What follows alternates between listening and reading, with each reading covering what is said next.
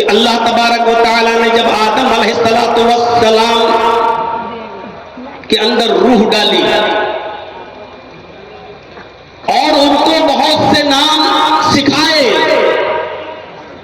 ان کی عظمت اور ان کے مقام کو بلند رکھنے کے لیے اللہ تبارک و تعالیٰ نے فرشتوں کو حکم دیا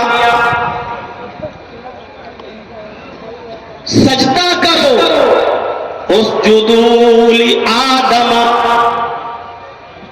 آئے فرشتوں تم آدم کو سجدہ کرو۔ قرآن کہتا ہے فسجدوا الا ابلیس ابا واستکبر وکان من الکافرین، سارے فرشتوں کو اللہ نے حکم دیا سجدہ کرو اور سب نے کر بھی لیا، فسجدوا سب نے سجدہ کر لیا الا ابلیس سوائے ابلیس کے، اس نے سجدہ نہیں کیا۔ اور سجدہ کیوں نہیں کیا اس کی بھی وضاحت اللہ رب العالمین نے کر دی، انکار کیا، ابا منکر ہوا، نہیں کریں گے سجدہ۔ کیوں نہیں کیا؟ واستکبر، تکبر میں آ گیا، غرور آ گیا اس کے اندر، وکان من الکافرین، اور وہ کافروں میں سے ہو گیا۔ غرور کیا آ گیا؟ قرآن نے اس کی بھی وضاحت کی۔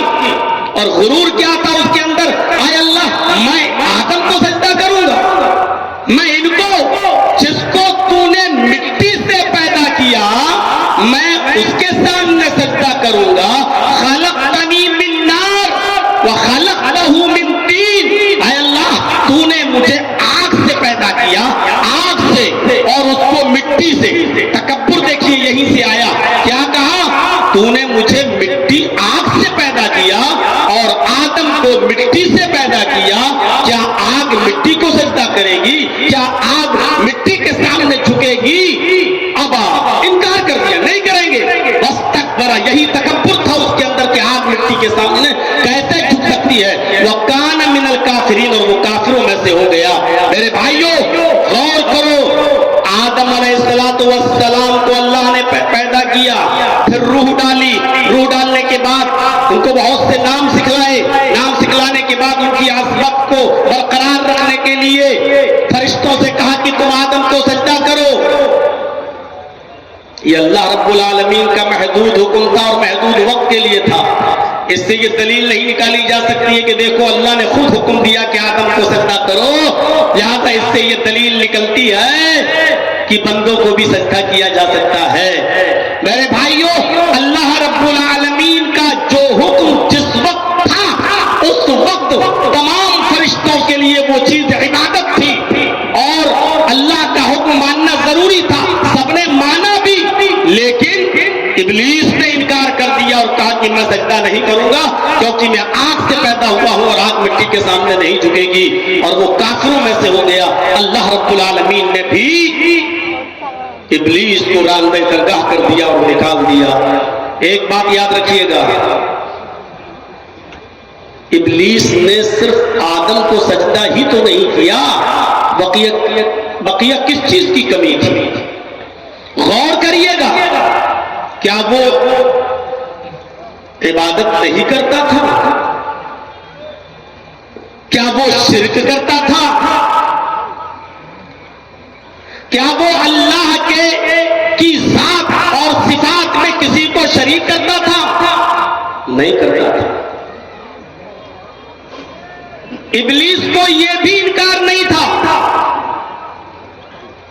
وہ اللہ کو سجدہ بھی کرتا تھا اور اللہ کے سامنے سجدہ کرنے کا انکاری بھی نہیں تھا، اور عبادتیں تو اتنی کرتا تھا کہ تفسیر ابن کثیر اٹھا کر دیکھیں، 4 انگلی کے برابر بھی الا موضع 4 اصابع، 4 انگلی کے برابر بھی کوئی جگہ ایسی خالی نہیں جہاں شیطان نے سر نہ رکھا ہو سجدے میں، جہاں اس نے سر نہ جھکایا ہو اللہ کے سامنے سجدہ کرتے ہوئے۔ ہم اور آپ کیا عبادت کریں گے اللہ رب العالمین کی؟ ہم اور آپ کیا سجدے کریں گے اللہ رب العالمین کے سامنے؟ اتنے سجدے تھے ابلیس کے، اتنا وہ سجدہ کرتا تھا کہ ما فیہا موضع 4 اصابع،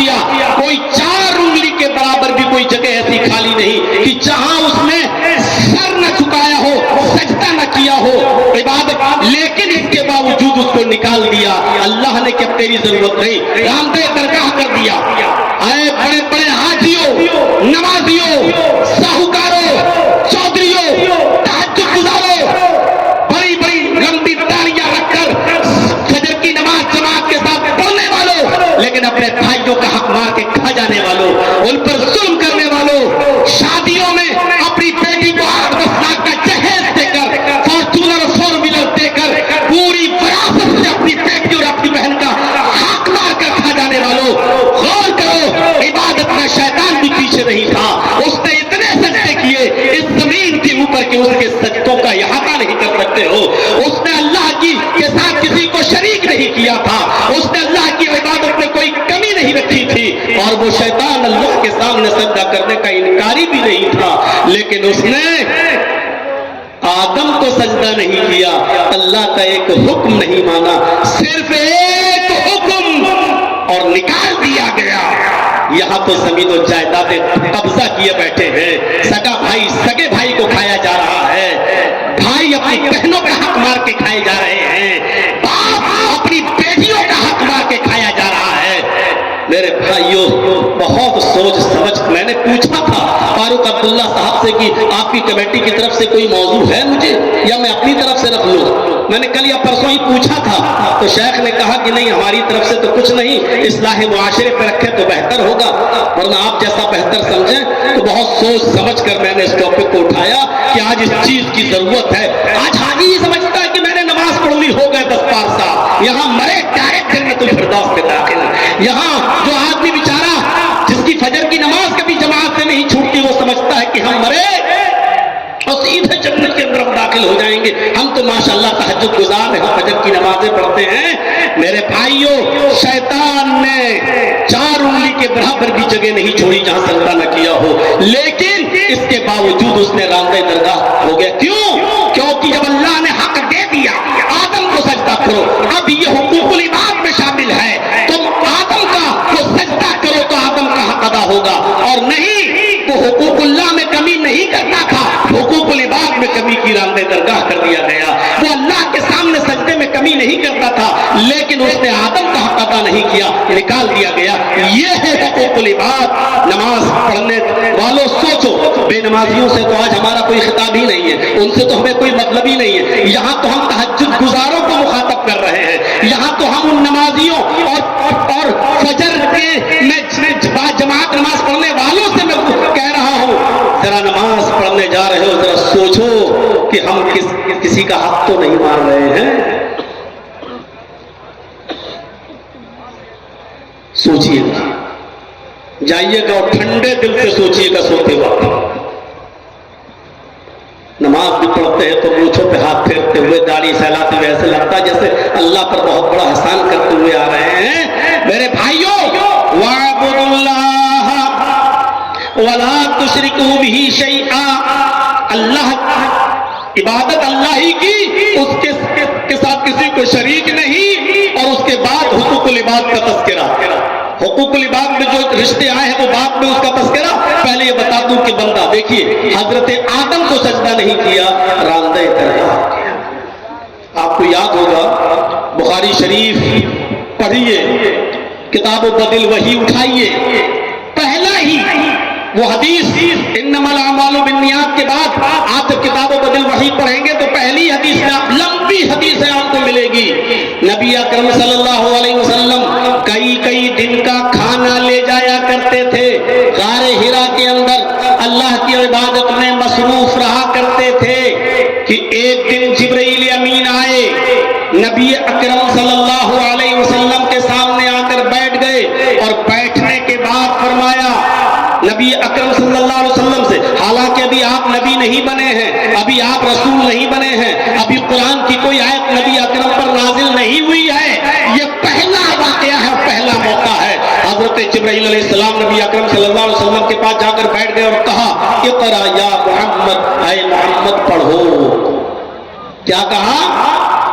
اقرا یا محمد، اے محمد پڑھو صلی اللہ علیہ وسلم۔ محمد رسول اللہ صلی اللہ علیہ وسلم نے جو جواب دیا وہ وہی جواب تھا ہی، اور فطری طور پر جس انسان نے کبھی کوئی کتاب نہ پڑھی ہو، جس